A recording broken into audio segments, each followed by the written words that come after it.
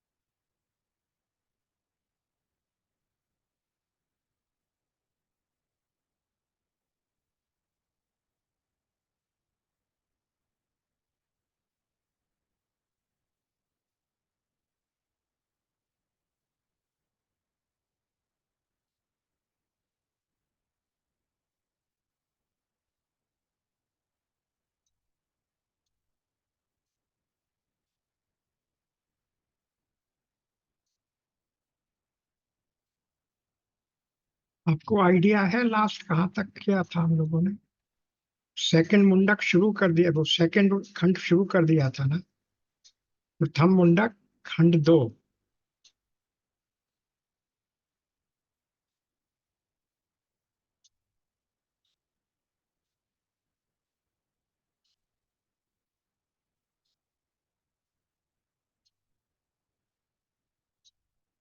Mute पर है आप अभी?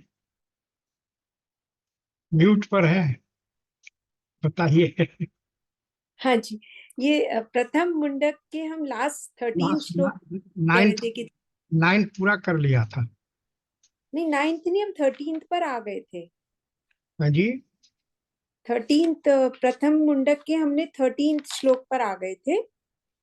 गुरु के लिए उपदेश प्रदान की विधि। नहीं नहीं, एक मिनट। प्रथम अच्छा। मुंडक में तो केवल खंड 1 में 9 ही श्लोक हैं। नहीं, वो तो कंप्लीट हो ही गया था शायद। हाँ, फिर उसके बाद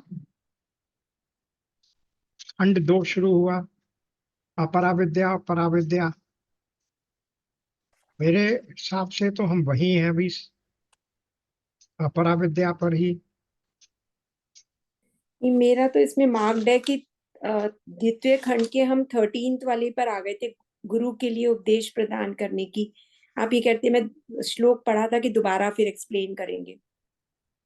मेरा तो मार्कर इसी में पेज पे लगा हुआ है और मैंने अंडरलाइन भी कर रखा है कि ये द्वितीय जो ऋग्वेद 12वें श्लोक में आपने ऋग्वेद के बारे में बताया कि अपरा विद्या का। 12वां श्लोक। द्वितीय मुंडक का। द्वितीय मुंडक, द्वितीय खंड। हाँ, द्वितीय खंड, सॉरी। प्रथम हाँ जी, मुंडक, हाँ द्वितीय खंड। जी। हम 12th से करा दीजिए। 11 तक तो कर ही लिया था हमने। ठीक है। हम्म। 12 से करके। हाँ, 12th से कर लेंगे, थोड़ा रिवाइज हो जाएगा पहले का, क्योंकि अब इसमें अपरा और भगवान हम्म, की या वो बताइए।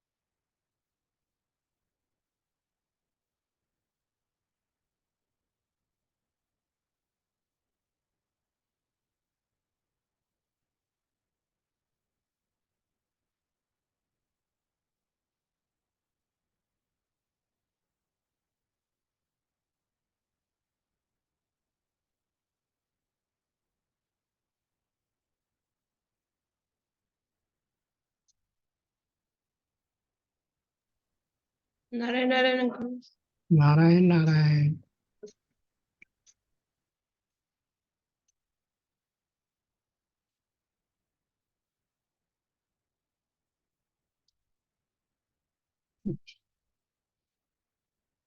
आरंभ करते हैं। कृष्णाय वासुदेवाय हरये परमात्मने प्रणतक्लेश नाशाय गोविंदाय नमो नमः। गुरुर्ब्रह्मा गुरुर्विष्णु गुरुर्देवो महेश्वर गुरु साक्षात् परब्रह्म तस्मै श्री गुरुवे नमः। श्री गुरुवे नमः। पिछले सत्र में हम लोग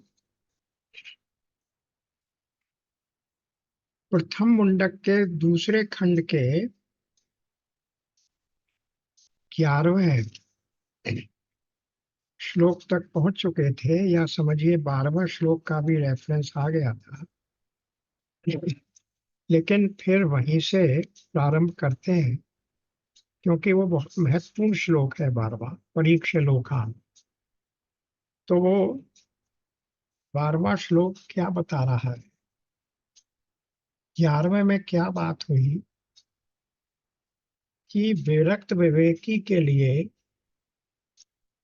अपने जीवन में ही श्रवण आदि के से ज्ञान प्राप्त करके मोक्ष पा लेना सरल है, और ज्ञान से मोक्ष प्राप्त होने में बहुत विलंब भी नहीं होता है,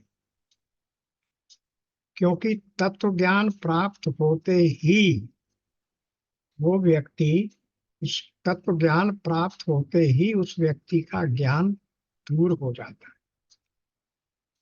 ये अज्ञान किसी भी प्रकार के कर्म से, किसी भी प्रकार की तपस्या से, किसी भी प्रकार की समाधि से दूर नहीं हो सकता, क्योंकि न कर्म अज्ञान का विरोधी है, न साधना ज्ञान का विरोधी है, न समाधि ज्ञान का विरोधी है, न तप अज्ञान का विरोधी है। किसी भी व्यक्ति का कप को पराजित करने के लिए उसके विरोध को ही तो सामने लाना पड़ेगा। तो अज्ञान का विरोधी केवल मात्र ज्ञान है। इसलिए ज्ञान प्राप्त हुए बिना हम उस अज्ञान का बाध नहीं कर सकते, और अज्ञान का बाध होते ही हमें ब्रह्म ऐक्य आत्मबोध हो जाता है, वही मोक्ष का नाम ही ये है कि मुझ में और तुझ में कोई भेद नहीं, तत् त्वम असि। जो वो है वो तुम हो, जो तुम हो वो वही है। तो ब्रह्म और आत्म के एक आत्मा के एकता की बोध का नाम ही वेदांत में मोक्ष है। मोक्ष कोई ऐसी वस्तु नहीं है जो किसी एक जगह रखी हुई है, हमें उसे प्राप्त करना है, या ना ही कोई ऐसी वस्तु है कि हमें भगवान के दर्शन, उनका साक्षात्कार हो जाए और फिर भगवान हमें वरदान दे दें कि तुम्हें अब जीवन मरण के चक्र से मुक्त किया जाता है। ऐसी कोई धारणा वेदांत में नहीं। वेदांत में मोक्ष का अर्थ केवल ये है कि जन्म मरण का चक्र अविद्या, कामना और कर्म के कारण से होता है। अविद्या का नाश होते ही जितने भी कर्म हैं और उनके कर्म फल हैं, वो ज्ञान रूपी अग्नि के द्वारा भस्म हो जाते हैं। इसलिए फिर आगे जन्म लेने का कोई प्रयोजन नहीं रह जाता, क्योंकि ये जो जन्म प्राप्त होता है, या जैसा एक दूसरी उपनिषद में आया है कि ये भगवान ने ये सृष्टि क्यों रची, इसलिए रची कि ये जो जीवों के जो बिना भुक्त किए हुए, भोग किए हुए संचित कर्म हैं, वो संचित कर्म उनके द्वारा भोग लिए जाएं, जिससे कि उनको आगे फिर जन्म ना लेना पड़े। लेकिन यदि वे संचित कर्म ज्ञान के द्वारा भस्म कर दिए जाते हैं, तो फिर मनुष्य के लिए दूसरा जन्म लेना या शरीर धारण करने का कोई प्रयोजन नहीं रह जाता। ये इस बात से भी स्पष्ट है कि शरीर का नाम ही भोगायतन रखा गया है। भोग धन आयतन, भोग को भोगने की जो स्थान है उसका नाम है शरीर, या उसका नाम है भोगायतन। तो ये शरीर की रचना इसके नाम से ही स्पष्ट है कि केवल संचित कर्मों के भोग के लिए ही इसकी रचना की जाती है, की गई है, इसकी धारणा की गई है। इसलिए अगर हमने ये ज्ञान से, ज्ञान की अग्नि से उन संचित कर्मों को भस्म कर दिया, तो उसके बाद फिर शरीर धारण, पुनर्जन्म का कोई प्रयोजन नहीं रह जाता।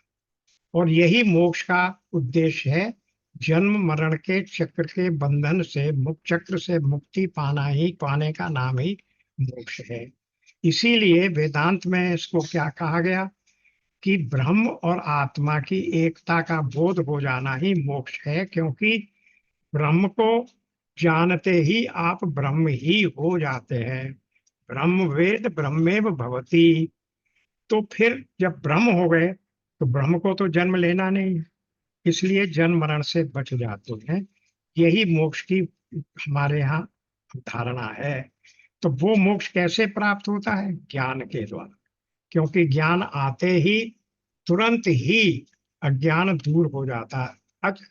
नचिरेण, एक क्षण का भी अंतराल अज्ञान के दूर होने में नहीं रहता। ऐसा नहीं है कि अभी मुझे ज्ञान आया फिर मैं उसको पढ़ाऊंगा, उसको अज्ञानी को, या उसके सामने उसको लेकर कोई अनुष्ठान करूंगा, ऐसा कुछ नहीं। ज्ञान आते ही अज्ञान स्वतः ही भस्म हो जाता है। तो इस भोग इसलिए 11वें श्लोक में ये कहा गया कि व्यक्ति को इसी जीवन में श्रवण मनन इत्यादि के द्वारा ज्ञान प्राप्त कर लेना चाहिए, और उस ज्ञान की प्राप्ति के बाद अज्ञान का नाश होकर मोक्ष प्राप्त करने में कोई भी विलंब नहीं होता है। अब हम आ जाते हैं 12वें श्लोक पर। ये जो प्रोपोजिशन ऊपर किया गया, ये जो सिद्धांत निर्धारित किया गया, उसके तारतम्य बता रहे हैं कि देखिए, पुस्तक में देखिए, तत्पश्चात अब इस साध्य साधन रूप संपूर्ण संसार से विरक्त हुए पुरुष का पराविद्या में अधिकार दिखाने के लिए कहा। क्योंकि साध्य साधन रूप है संसार, कार्य कारण रूप भी है संसार, तो इस सब से विरक्त हो गए पुरुष का पराविद्या में फिर अधिकार हो जाता है, क्योंकि जब वो संसार से दूर हो गया तो फिर वो पराविद्या को प्राप्त करने का उसका अधिकारी हो गया। उसके लिए कह रहे हैं, परीक्ष लोकान इत्यादि श्लोक है 12वां। क्या कहा? कर्म द्वारा प्राप्त लोकों की परीक्षा करके, कर्म द्वारा प्राप्त हुए लोकों की परीक्षा करके ब्राह्मण निर्वेद को प्राप्त हो जाए, अर्थात वो वैराग्य को प्राप्त हो जाए। क्यों? क्यों वैराग्य को प्राप्त हो? क्योंकि संसार में कोई भी पदार्थ नित्य नहीं है। यदि उसने ऐसा समझ लिया तो स्वयं ही उसके मन में वैराग्य उत्पन्न हो जाएगा, और फिर जो अकृत है उससे हमें तात्पर्य क्या है? अतः उस नित्य वस्तु का साक्षात ज्ञान प्राप्त करने के लिए तो हाथ में समिधा लेकर श्रोत्रिय और ब्रह्मनिष्ठ गुरु के पास ही जाना चाहिए। जो गीता के 4थे अध्याय में कह दिया, बार बार हम लोग उसको रिपीट करते हैं, तद विद्धि प्रणिपातेन परिप्रश्नेन सेवया तद उदेक्षन्ति ते ज्ञानम ज्ञानिनः तत्वदर्शिनः। 4.36 या 4.37। तो उस ज्ञान को प्राप्त करने के लिए हमें तत्वदर्शी और ज्ञानी के पास जाना पड़ेगा। यही बात ये श्लोक में कह रहे हैं कि अब जब तुम्हें ये स्पष्ट हो गया कि इस संसार में सब कुछ अनित्य है, नित्य केवल मात्र एक ब्रह्म है या केवल मात्र आत्मज्ञान है, तो उस आत्मज्ञान को, उस पराग ज्ञान को प्राप्त करने के लिए, नित्य वस्तु का साक्षात ज्ञान प्राप्त करने के लिए हमें कहाँ जाना पड़ेगा? हमें तत्व ज्ञानी है, तत्वदर्शन है, जो ज्ञानी और तत्वदर्शी हैं, जिनको 4th चैप्टर में आगे कहा गया श्रोत्रिय ब्रह्मनिष्ठ। ऐसे श्रोत्रिय का अर्थ है जो वेदों को, उपनिषदों को जानता है, और ब्रह्मनिष्ठ जिसका ब्रह्म विद्या में दृढ़ विश्वास है। तो ऐसे ज्ञानी तत्वदर्शी या श्रोत्रिय ब्राह्मण के पास, ब्रह्मनिष्ठ ब्राह्मण के पास उसे जाना चाहिए, जहाँ से ज्ञान प्राप्त हो सके। और ज्ञान प्राप्त करने के लिए उसे क्या करना पड़ेगा? हाथ में समिधा लेकर जाना पड़ेगा। समिधा लेकर जाने की बात शायद पिछली बार भी हमने समझाई थी कि एक केवल प्रतीकात्मक है, ये दिखाने के लिए कि मैं पूर्ण रूप से आपके प्रति समर्पित हूँ, प्रणिपात हूँ, प्रणिपातेन तद विद्धि प्रणिपातेन परिप्रश्नेन सेवया। तो सेवा करने के लिए, करने के लिए मैं आया हूँ, और अपनी ओर से एक तुच्छ भेंट समिधा के रूप में लेकर आया। इट इज केवल प्रतीकात्मक है, सिंबॉलिक है। तो उसको लेकर ज्ञानी के पास जाना चाहिए। तो अब इसी की व्याख्या विद्वानों ने की है, उसको थोड़ा सा देखते हैं। अर्थात ब्राह्मण को चाहिए कि कर्म फलों की अनित्यता समझकर उनके प्रति विरक्त हो जाए। कर्म से नित्य मोक्ष पाना असंभव, कितना ही कर्म कर लीजिए मोक्ष नहीं प्राप्त होना है, क्योंकि मोक्ष क्या से प्राप्त होता है? आत्मज्ञान से ही प्राप्त होता है। अतः मोक्ष के जिज्ञासु को विधिवत वेदज्ञ ब्रह्मवेता के पास जाकर तत्व ज्ञान पाने का प्रयत्न करना चाहिए। अब इसके बाद फिर क्या होगा?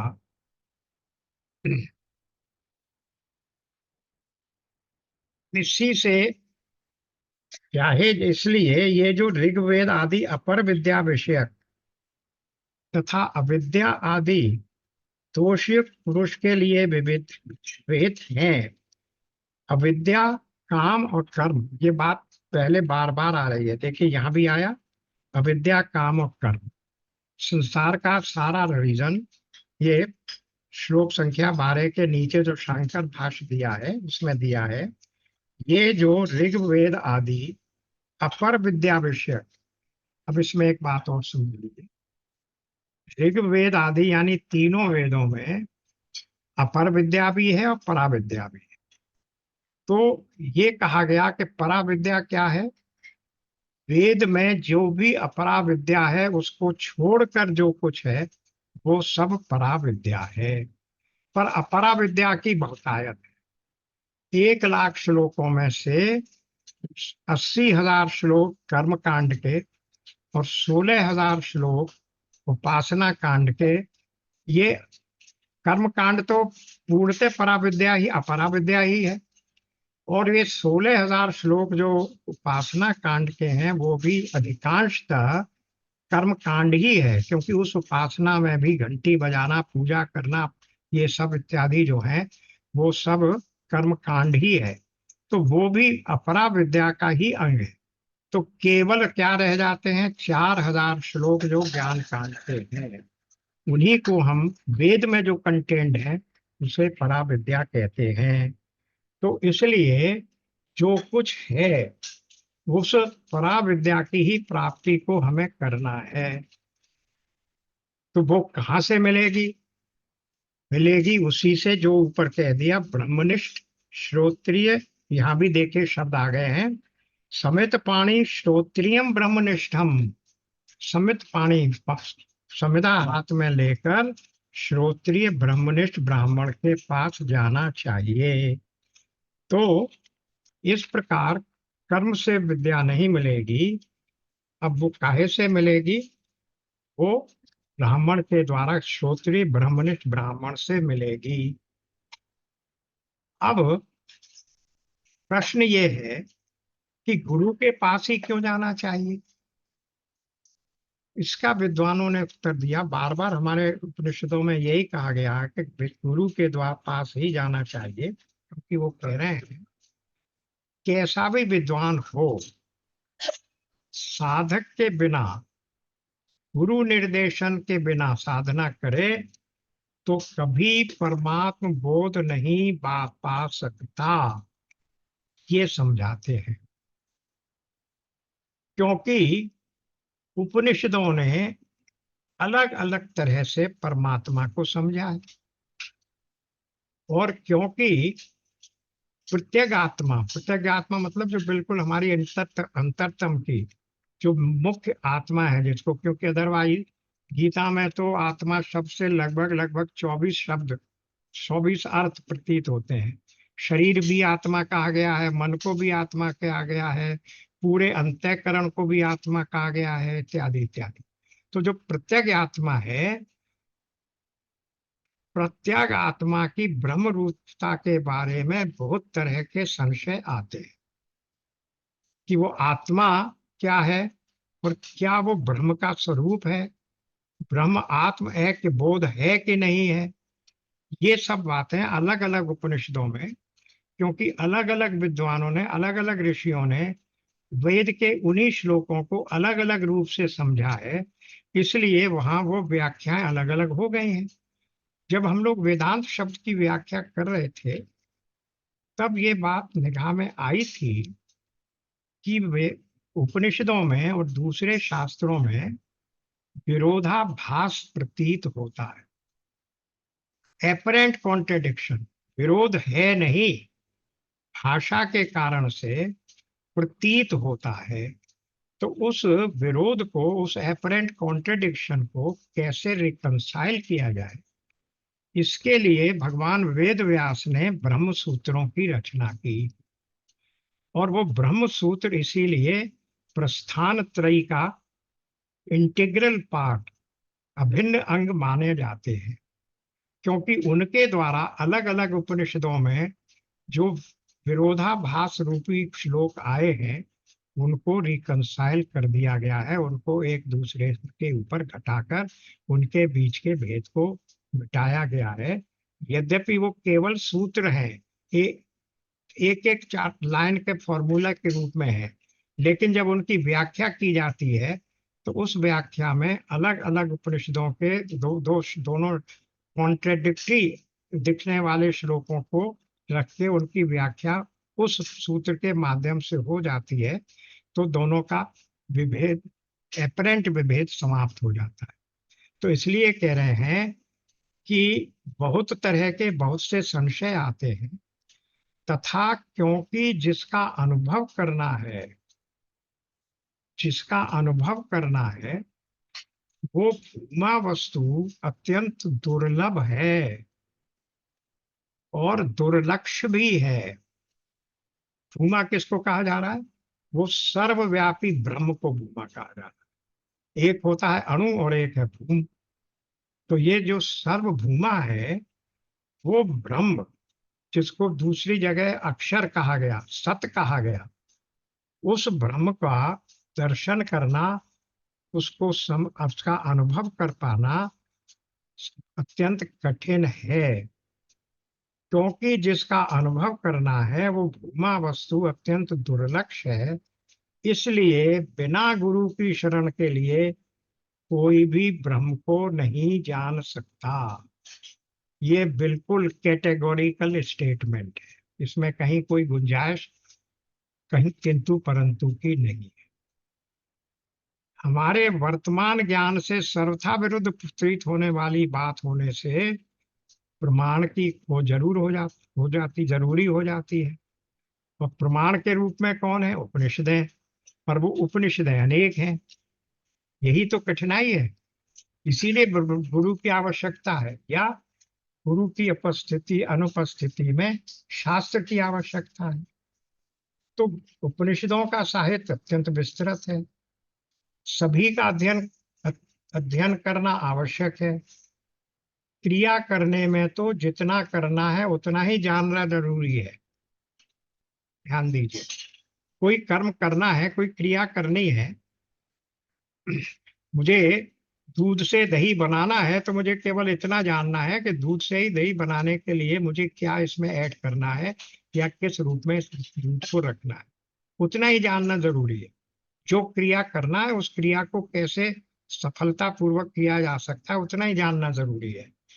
लेकिन अज्ञान दूर करने के लिए प्रमाण चाहिए, और वो प्रमाण ऐसे होने चाहिए कि कोई दूसरा प्रमाण उसको काटता न हो। इसलिए वो ज्ञान बहुत बड़ा क्षेत्र हो जाता है उस ज्ञान की प्राप्ति का। उपनिषदों में प्रत्येक को समझना पड़ेगा, फिर उनको आपस में मिलान करके देखना पड़ेगा कि कोई विरुद्ध बात तो नहीं। इसलिए कि यहाँ भी इन्होंने यही कह दिया। इसीलिए सूत्रकार कौन है? सूत्रकार भगवान वेद व्यास, जिन्होंने ब्रह्म सूत्र की रचना की। इसलिए पूरा पहला अध्याय ही ऐसा बनाया जिसमें उपनिषदों का समन्वय एक वाक्यता प्रदर्शित है, अथातो ब्रह्म जिज्ञासा। ये पहला श्लोक है ब्रह्म सूत्र का। एक आध उपनिषद पाकर, पढ़कर इस उपनिषद का ये अर्थ है तो पता चलेगा, पर समग्र उपनिषदों का ही यह अर्थ है ये निश्चय नहीं होगा। हो सकता है किसी दूसरी उपनिषद में इसके विरुद्ध कहा गया हो, तो फिर आप ये कैसे कह पाएंगे कि यही अर्थ है? तो इसलिए अतः संभावना रहेगी कि हो सकता है अन्यत्र कहीं कोई अन्य बात हो, तब ज्ञान दूर नहीं होगा। इसलिए सब उपनिषदें पढ़नी जरूरी हो गई। तो इसको कौन कर सकता है? ये कार्य खुद नहीं हो सकता, क्योंकि किन बिंदुओं को आपस में जोड़ना है, किन शब्दों का परस्पर व्याख्या समझनी है, ये स्वयं पता नहीं लगा सकते।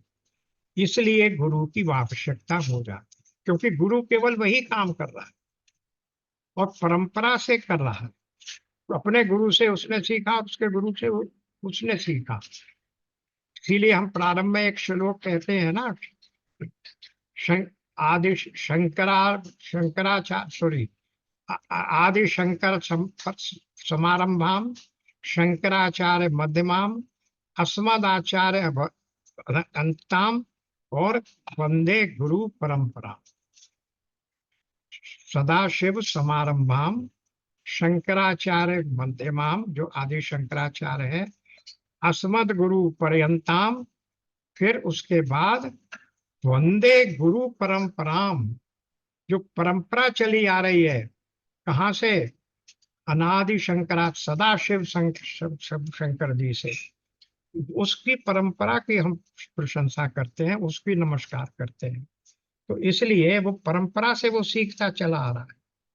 तो इसलिए एक जगह ब्रह्म को अनंत कहा, आनंद नहीं। जैसे सत्यम ज्ञानम अनंतम ब्रह्म, ये श्लोक हम लोग कभी कभी बोलते हैं, सत्यम ज्ञानम अनंतम ब्रह्म, इसमें आनंद शब्द नहीं आया। दूसरी जगह क्या कहा? सच्चिदानंद आनंद घन, अब वहां अनंत शब्द है, यहाँ आनंद आ गया। तो क्या ये दो अलग अलग ब्रह्म है? ये मन में शंका पैदा हो गई। इस तरह की शंकाओं के निवारण के लिए ही क्या कहा जाएगा, गुरु ही ये रहस्य बता सकता है कि किन स्थनों को मिला देने से समग्र अर्थ पता चलेगा। स्वयं ये खोजना असंभव है।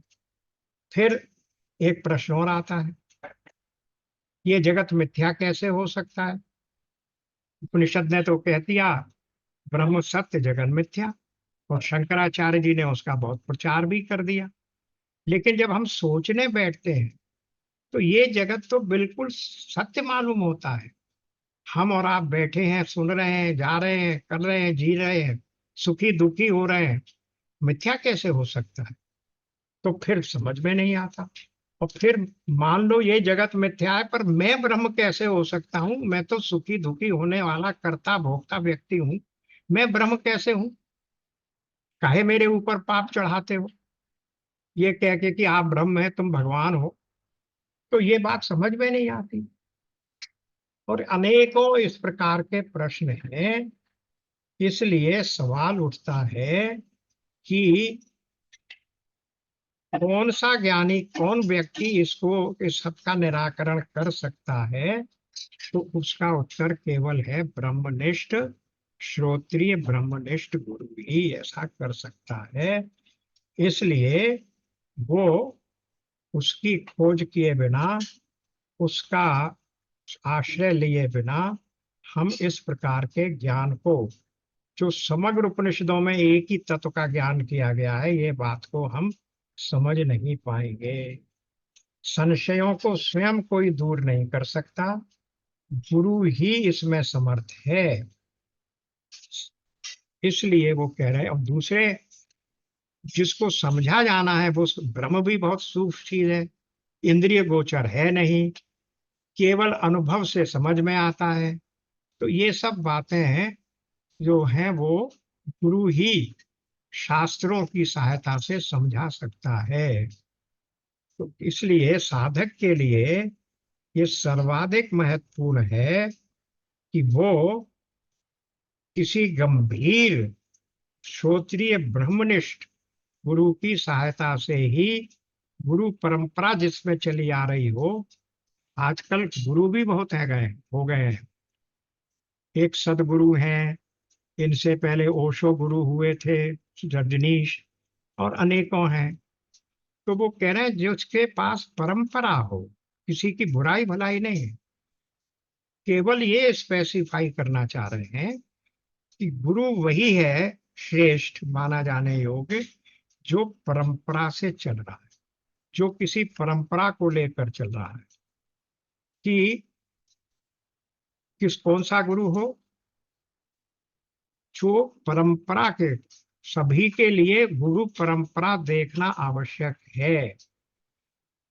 साधक के लिए यह सर्वाधिक महत्वपूर्ण है, क्योंकि अगर इसमें गलती हो गई तो जीवन ही निरर्थक हो जाएगा। इसलिए पारंपरिकता पर अवश्य बल देना होगा। हम तो गुरु के बिना नहीं जान सकते, हमारे गुरु ने भी बिना गुरु के जाना हो, ये संभव नहीं। इसलिए परंपरा के बिना ये ज्ञान ज्ञान मिल नहीं सकता। इतनी लंबी व्याख्या किसने की है? ये किसी एक आज के आधुनिक विज्ञान ने नहीं की है, ये विद्यारण्य स्वामी ने की है। विद्यारण्य स्वामी हुए थे 16वीं शताब्दी यानी 15 समथिंग में, और उन्होंने अनुभूति प्रकाश नाम का जो ग्रंथ लिखा, उसमें 10 उपनिषदों की व्याख्या की है। उन्हीं में इस प्रकार से, और उन्हीं के उन श्लोकों की व्याख्या के ऊपर व्याख्या लिखते हुए विद्वानों ने ये अर्थ किया है जो अभी मैंने बताया कि गुरु की, पारंपरिक गुरु की सहायता के बिना हम ज्ञान प्राप्त नहीं कर सकते। इसलिए किसी भी गुरु की बात हो, सबसे पहले ढूंढिए उसकी परंपरा क्या है। ये आवश्यक नहीं है कि आप शंकराचार्य की परंपरा कोई माने, रामानुजाचार्य की परंपरा वाले भी ठीक है, लेकिन कोई परंपरा तो हो। अपने आप ही हमने परंपरा निकाल ली, वो नहीं चली। क्योंकि परंपरा कहाँ से चली है? सदा शिव समारंभाम, जिन शिव को हम गुरु तत्व का आदि मानते हैं, उनसे चली है। तो अब परंपरा के बिना ये ज्ञान नहीं मिल सकता। अब ये बता रहे हैं गुरु की शरण में जाकर शिष्य क्या करे। श्रवण, मनन, ध्यान से तथा गुरु द्वारा बताए अन्य उपायों से अज्ञान, संशय और विपरीत भावना को हटा, विपरीत भावना को हटा देना चाहिए। अब यहाँ 3 शब्द आए, अज्ञान, संशय और विपरीत भावना। अज्ञान हम समझते हैं, जब हम श्रवण मनन निध्यासन कर रहे हैं तो ज्ञान का तो नाश हो ही रहा है, बाध हो ही रहा है। पर ये जो संशय और विपर्य है, विपरीत भावना, उसको टेक्निकल वर्ड में विपर्य कहते हैं। तो ये जो संशय और विपर्य है, इसमें क्या अंतर है?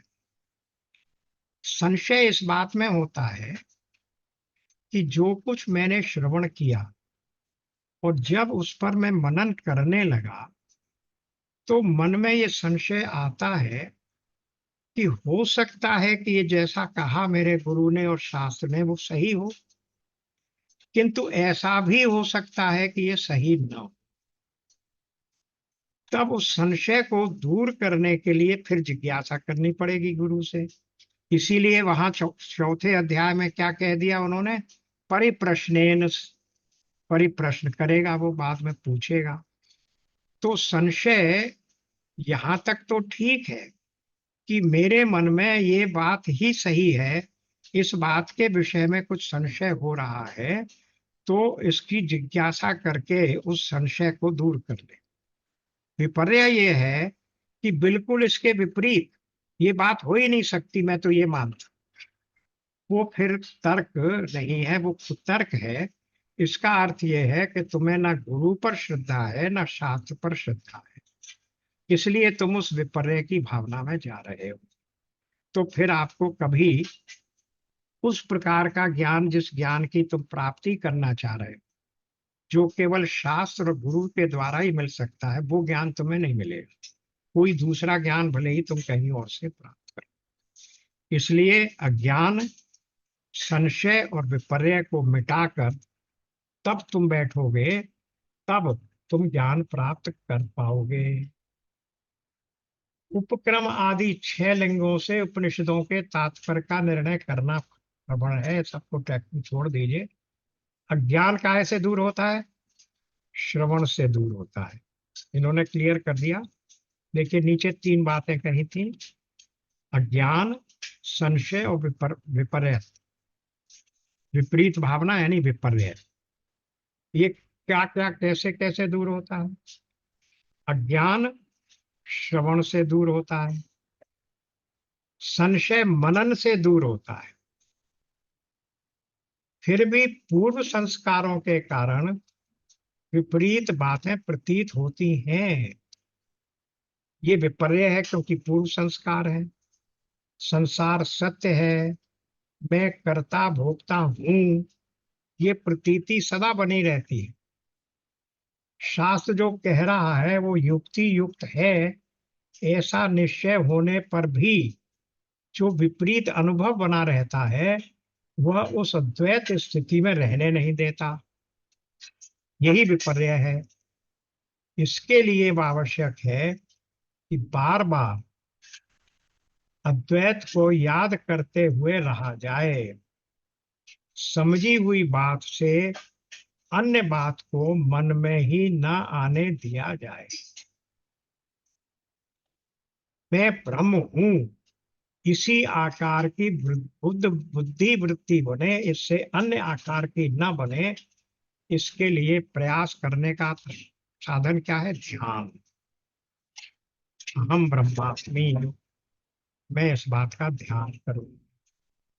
इसी से संस्कार दृढ़ होता है और तभी ये संभव है कि हम संसार देखते हुए भी सदा महसूस करें कि वास्तव में ब्रह्म ही है और जो संसार दिख रहा है वो मिथ्या है। अब फिर क्या आ गया? तो इसके लिए फिर तीन क्या उपाय हुए?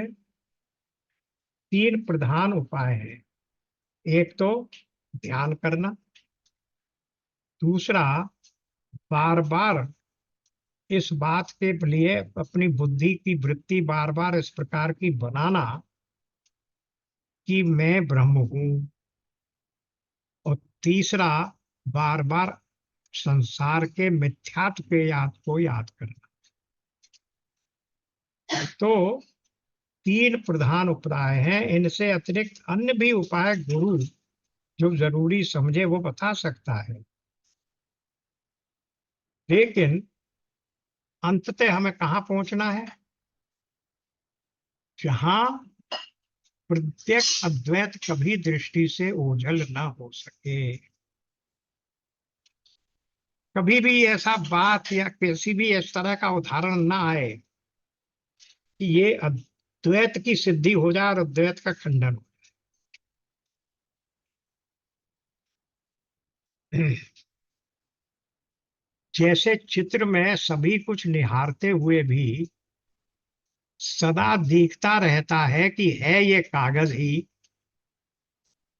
वैसे ही कोई भी नाम रूप सामने आ जाए ये स्पष्ट रहना चाहिए कि है ये ब्रह्म। ब्रह्म ही, और ब्रह्म ही नहीं, मैं ही हूं, क्योंकि मुझ में तुझ में कोई भेद नहीं। तत्त्वमसि, जो वो है वो मैं हूं, जो मैं हूं वो। इसलिए विद्या निवृत्ति के बाद फिर दृश्य उपलब्ध होना नहीं लगता, संभव नहीं होता। ज्ञान मिटने के बाद दृश्य मिथ्या है, जितना भी दृश्यमान जगत है वो मिथ्या है, ये निश्चय हो जाता है। उसकी अप्रतीति नहीं होगी। अब यहाँ पर हम आ गए, शायद ये प्रथम मुंडक पूरा हो रहा है। 12-13 दोनों श्लोक हो गए। हाँ जी, ये प्रथम मुंडक का दूसरा खंड भी पूरा होगा। प्रथम मुंडक की समाप्ति में उपनिषद ने आचार्य के लिए नियम किया। क्या नियम किया?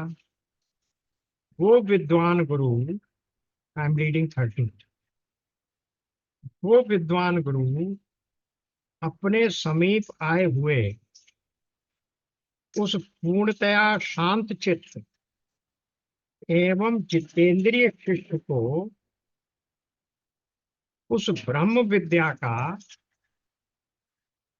तत्वतः उपदेश करे, जिससे उस तत्व सत्य और अक्षर पुरुष का ज्ञान होता है।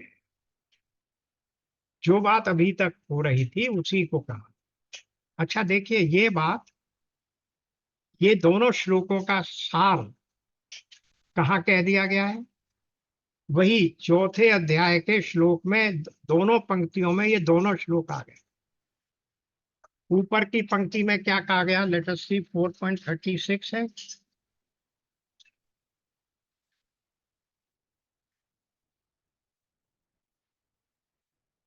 हम्म, या और पहले है, उससे पहले 34 है। 34। हाँ, तो वहां दो बातें कही गई। ऊपर कहा गया कि शिष्य को क्या करना चाहिए? इस ज्ञान को तू तत्वदर्शी ज्ञानियों के पास जाकर समझ। और समझने के लिए क्या कहा गया? 11वें और 12वें श्लोक में कहा गया था समिध पानी लेकर, समिधा लेकर जा।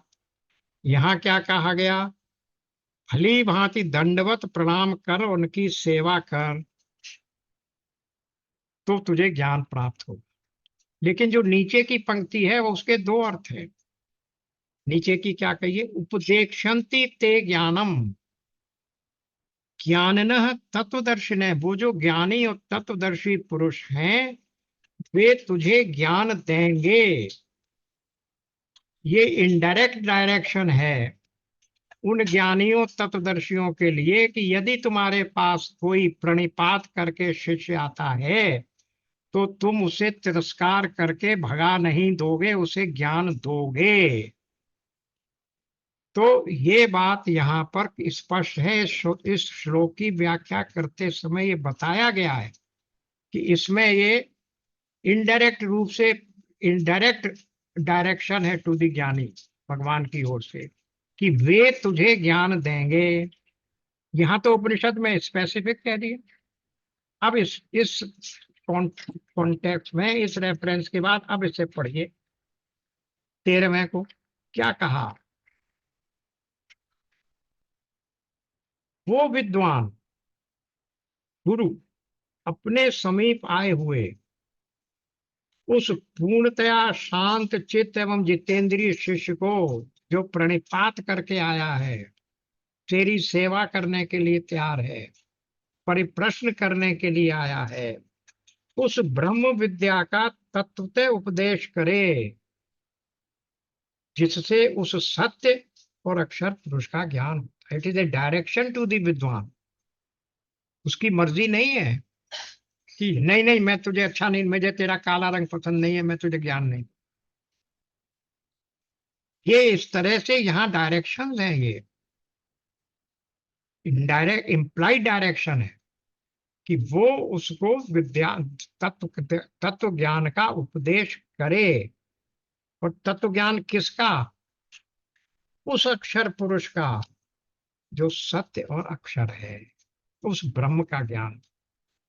तो अभी यही बात यहाँ कह रहे हैं कि पृथक मुंडक की समाप्ति में, ये आखिरी श्लोक है, आचार्य के लिए नियम किया कि शुद्ध चेता और शम आदि साधन संपन्न शिष्य जब विधिवत ब्रह्म विद्या का प्रार्थी बनकर आए तब श्रोत्रिय ब्रह्मनिष्ठ आचार्य को उसे वो ज्ञान अवश्य प्रदान करना चाहिए जिससे वो ज्ञान जिससे उस अक्षर पुरुष की वास्तविकता जानी जाती है।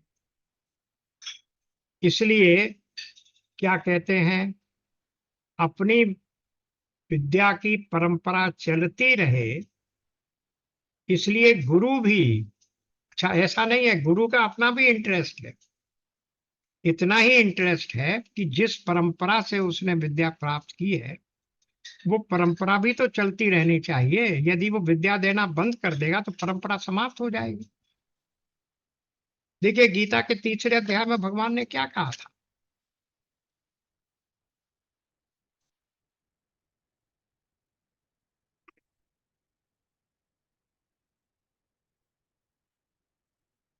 तीसरे में कहा था, चौथे में कहा था, लेकर सी।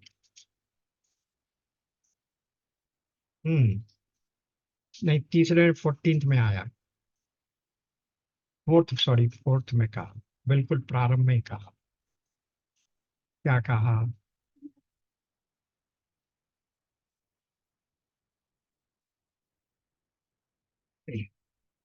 इमं विवस्वते योगम प्रोक्तम वाहनम अव्ययम। इस अविनाशी योग को सूर्य से कहा था। ये पूरी परंपरा गिना रहे हैं। हम उस श्लोक में सदा शिवारंभ समारंभम कहते हैं, ये भगवान कह रहे हैं मैंने सबसे पहले सूर्य से कहा, विवस्वत से कहा। विवस्वत ने अपने पुत्र वैवस्वत मनु से कहा, और मनु ने अपने पुत्र राजा इक्ष्वाकु से कहा। एवं परंपरा प्राप्तम इमं राजर्षियो विदुः। इस प्रकार इस प्रकार परंपरा से प्राप्त इस योग को राजर्षियों ने जाना, किंतु उसके बाद वो योग बहुत काल से इस पृथ्वी लोक में लुप्त प्राय हो गया। अगर आगे नहीं दिया जाएगा तो लुप्त हो जाएगा। तू मेरा अत्यंत भक्त और प्रिय सखा है, इसलिए वही पुरातन योग, कृष्ण भी कोई नया योग नहीं दे रहे हैं, गीता में कोई नया योग नहीं है, इसलिए वही पुरातन योग आज मैं तुझको कह रहा हूं, क्योंकि ये बड़ा ही उत्तम रहस्य है। तो परंपरा की रक्षा के लिए भगवान कृष्ण ने उपदेश दिया है। इसलिए परंपरा की रक्षा अपने सनातन को जिंदा रखने के लिए, जीवित रखने के लिए बहुत आवश्यक है। और परंपरा विरुद्ध कुछ भी स्वीकार होने योग्य नहीं है। तो इसलिए गुरु भी ये चाहता है कि परंपरा चलती रहे। इसलिए गुरु भी उस परा विद्या का उपदेश योग्य शिष्य को अवश्य करे। नहीं करेगा तो परंपरा टूट जाएगी। फिर बाद में भगवान कृष्ण जैसे किसी को आना पड़ेगा कि वो लुप्त प्राय हो रही थी, अब मैं तुझे फिर समझाता हूं। इसलिए परंपरा को जीवित रखने के लिए श्रुति ने, खुद उपनिषद ने गुरु पर भी बाध्यता डाल दी कि वो गुरु उस शिष्य को, जो पात्र है, उस शिष्य को, वो पात्रता कहाँ से डिटरमिन होती है, वो हम लोगों ने देखा था साधन चतुष्टय से। तो उस पात्र शिष्य को वो अवश्य ज्ञान दे। गुरु तो सर्वथा कृतकृत्य है। कृतकृत्य का अर्थ होता है जो प्राप्त करने योग्य है, जो से प्राप्त है, और जो करने योग्य है वो कर चुका। उसके सामने अज्ञान, बंधन आदि है ही नहीं। शिष्य आदि भी देखिए, अद्वैत कहीं आंख के आगे से यानी सामने से न जाए। भाई अगर शिष्य गुरु है तब तो द्वैत हो गया ना। तो क्या एक्सप्लेन कर रहे हैं विद्यानंद स्वामी? शिष्य आदि द्वैत भी प्रतीति मात्र है। शिष्य है कहाँ? एक ब्रह्म ही ब्रह्म तो है। मैं भी ब्रह्म हूं, तू भी ब्रह्म है। तो द्वैत के अतिरिक्त कुछ भी है नहीं, पर फिर भी उसकी भी आवश्यकता नहीं है, वास्तविकता नहीं है। ऐसी परिस्थिति में वो उपदेश क्यों करेगा, बताइए? उसका कारण है करुणा, उसका प्रेरक है। करुणावश, और केवल करुणावश नहीं, आवश्यकतावश भी, परंपरा की रक्षार्थ भी उसे, गुरु को वो उपदेश करना पड़ेगा। वो जानता है कि बंधन नहीं, वो तो जानता है, पर शिष्य तो नहीं जानता। जिस उपाय से गुरु ने अपना बंधन खोला, उसी से वो शिष्य का बंधन भी खुलवा देता है।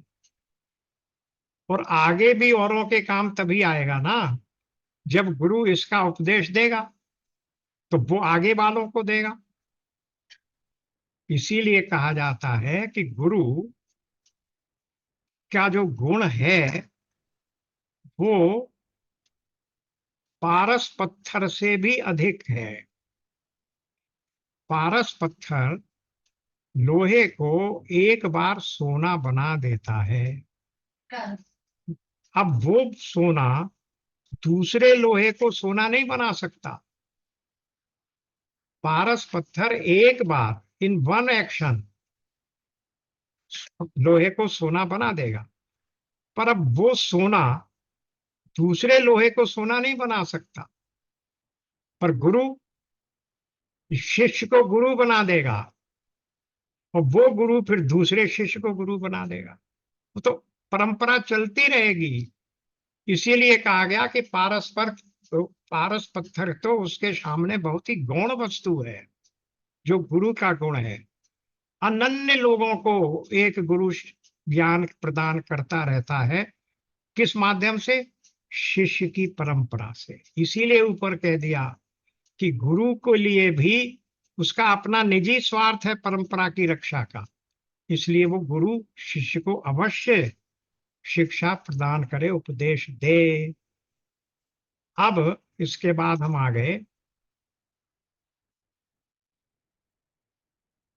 कहने का अभिप्राय यह है कि ऐसा न करे। देखिए और स्पष्ट कर रहे हैं कि कम योग्यता वाले शिष्य की स्थिति देखकर उसे कोई छोटा मोटा साधन बताकर छोड़ दे कि भाई तेरी प्रज्ञा इतनी ही है, तू यहीं तक समझ। नहीं,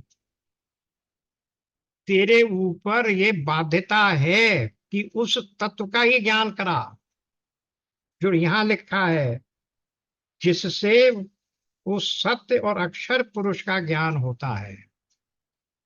ये नहीं तुम बीच में छोड़ दो कि अरे भाई, ऐसा नहीं है। उसे क्या करना पड़ेगा? उसे अधिक योग्य बनने के उपाय सिखाने चाहिए। पहले योग्यता बढ़ाए, फिर तुम्हारे पास फिर आए।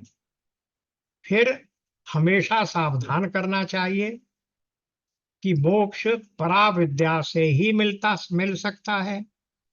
अतः उसे पाए बिना साधना से विरत नहीं होना चाहिए, क्योंकि भाई जिसमें इतनी विद्या नहीं है वो हो सकता है घबरा कर बीच में ही छोड़ जाए। इसलिए कितनी ड्यूटी गुरु पर भी डाली जा रही है। उसे ये समझाना चाहिए कि बिना साधना के विरत नहीं होना चाहिए। पराविद्या की संप्रदाय परंपरा बनाए रखना, या फिर से एक्सप्लेन कर दिया। आचार्य का क्या है? कर्तव्य है समझने वाले को समझ सकें, जो समझ सकें वो उन्हें समझाना उसका उद्देश्य नहीं। Note these words. समझने वाले जो समझ सकें, मैं तो उतना ही समझा दूं। हम और आप उसको माइंड मत करिए। अक्सर ये बात आती है कि अरे साहब, जो आप समझा रहे हैं वो तो हमारे सर से ऊपर जा रहा है। इसका मतलब ये है कि गुरु छोड़ देगा, भाई ठीक है, जो तुम समझ सकते हो उतना समझ लिया, लेट अस क्लोज इट, या इसी को हम रिपीट करते रहेंगे ईयर आफ्टर ईयर। क्या ड्यूटी है गुरु की? समझाने वाले जो समझ सकें वो उन्हें समझाना उसका उद्देश्य नहीं, पर वरन पराविद्या समझाना उद्देश्य है। आपके लेवल तक रहना नहीं है गुरु को, आपके लेवल को उठाकर पराविद्या समझने तक ले जाना है।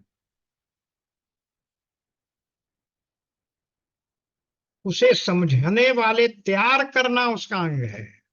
समझ सकें, you have to make them ready to understand.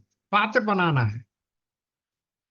भाई तुम तो समझ ही नहीं सकते, जाओ, नो। फिर अब उसको बनाइए कि वो समझ सके।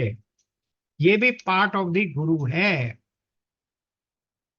उसको समझने लायक पात्र बनाना भी उसका उसकी कर्तव्य का अंग है। साधनों का उपदेश अनिवार्य है, पर इस तरह से हो कि श्रोता को साध्य के बारे में भ्रम न हो जाए, कहीं वो साधनों को पर्याप्त न समझ ले। इसलिए कहा कि परा विद्या का उपदेश दे। यहां तक परा मुंडा परा, यहां तक परख प्रथम मुंडक का व्याख्यान पूरा हुआ। प्रथम मुंडक के दोनों अध्याय यहाँ पर पूरे हो गए, और बाई चांस समय भी लगभग लगभग पूरा हो रहा है। अब हम कल द्वितीय मुंडक में प्रवेश करेंगे। अब यहाँ से देखिए गहरा होता चला जा रहा है। अभी तक जो समझा हम लोगों ने वो शुरू के प्रथम मुंडक के प्रथम अध्याय के, उसमें पराविद्या का कम अपरा विद्या का ज्यादा था। ये अग्नि इतने प्रकार की है, उस भोजन से ऐसा होता है, वो बनता है, शरीर बनता है, ये सारी सृष्टि क्रम समझाया गया। अब जो वास्तविक बातें हैं, जो गूढ़ रहस्य है, वो आगे समझाएगा। तो इसलिए कल इससे भी अधिक गूढ़ बातें और अधिक महत्वपूर्ण बातें ज्ञान की इस द्वितीय मुंडक में आएंगी। आज यही विराम लेते हैं। ओम पूर्णतः ओम पूर्णमदः पूर्णमिदम् ओम पूर्णमदः पूर्णमिदं पूर्णात् पूर्णमुदच्यते पूर्णस्य पूर्णमादाय पूर्णमेवावशिष्यते। ओम शांति शांति शांति। नारायण नारायण। राधे राधे। राधे सबको राधे, नमस्कार। सबको नमस्ते, सबको नमस्ते। पुरानी